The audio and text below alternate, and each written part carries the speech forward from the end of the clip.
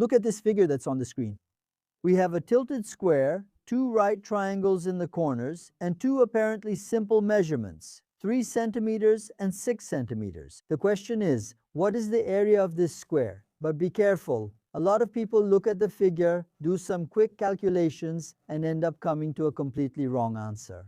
Before I show you the solution, I want you to hit pause and try to solve it on your own. Then tell me in the comments what you thought. Can you find the area using only geometric reasoning and the Pythagorean theorem? So grab some paper and a pen and come with me to the solution.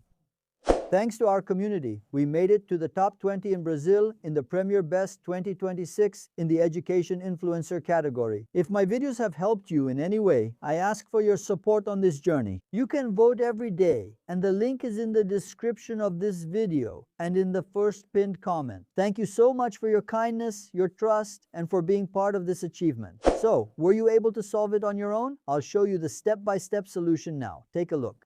The figure shows an inclined square resting on a horizontal base. The vertical distances between two vertices of the square and the base are 3 centimeters and 6 centimeters as indicated. What is the area of this square? Here are the options. Look, I'll clear this up so we can solve it better. The first step is this hatched figure, this shaded figure. The question told us it's a square, so all four sides are equal. Consequently, all the angles are equal to 90 degrees, all right?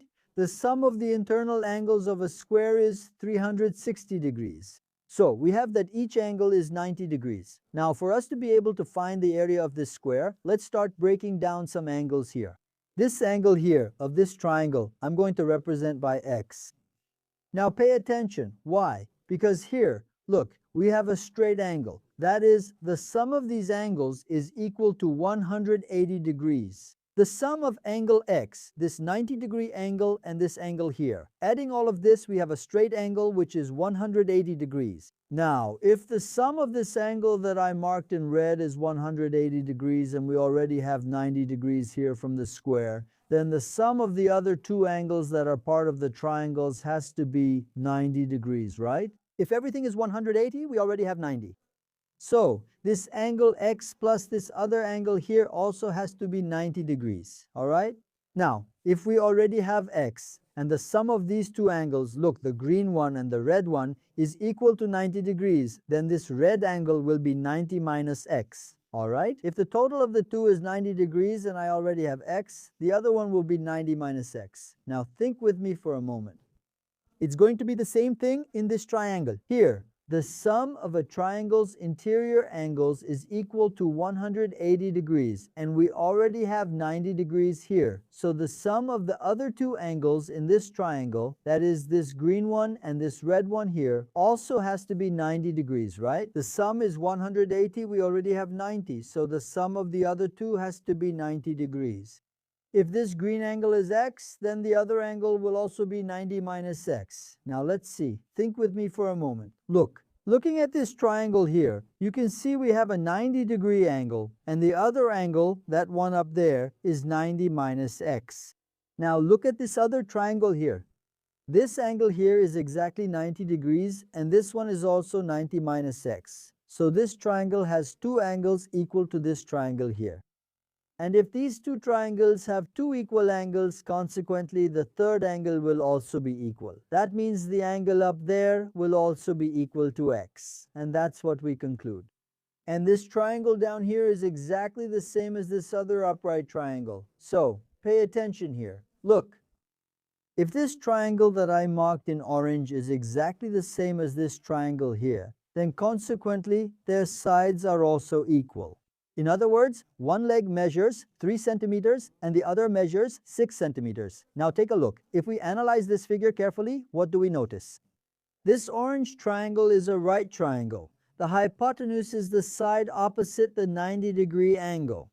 So, we notice that the hypotenuse of this triangle is exactly equal to the side of the square, which we will represent by L, right? All four sides are equal and the hypotenuse is exactly equal to the side. And we want to calculate the area of this square. We calculate the area of the square by multiplying the side by the side, that is, side squared. Now check this out. For us to find the area of the square, we have to find the side, right? And to find the side, we just need to use the Pythagorean theorem. Yeah, the Pythagorean theorem is the hypotenuse squared is equal to the sum of the squares of the legs. So, the hypotenuse of this triangle is L, right? Which is the side of the square. So L squared will be equal to the sum of the squares of the legs. One leg is 3 and the other leg is 6. So it's going to be 3 squared plus 6 squared. And notice that L squared is exactly what we want. It's the area of the square, all right? So calculating here, L squared is going to be equal to 3 squared, which is 9 plus 6 squared, which is 36. 9 plus 36 is equal to 45 square centimeters, which is exactly what we were looking for, right? The area of this square, side times side, or side squared, is 45 square centimeters. Whoever chose letter C got it right and aced the question. So what did you think? Tell me in the comments which option you chose before checking out my solution. Did you solve it using the Pythagorean theorem, triangle similarity, or did you use another method to solve it? If you haven't voted on iBest yet, the link is in the description and the first pinned comment. I'm currently in 18th place overall in the Education Influencer category, and every vote makes a difference in this final stretch. So, I want to thank everyone who's voting. Thank you very much for your support, alright? If this video helped you, please like it to help the channel reach more people struggling with math. If you're not subscribed yet, subscribe and turn on the notification bell because every week there are exam questions and logical reasoning that will help you on your test. Big hug from Professor Robson Lyers. See you, bye.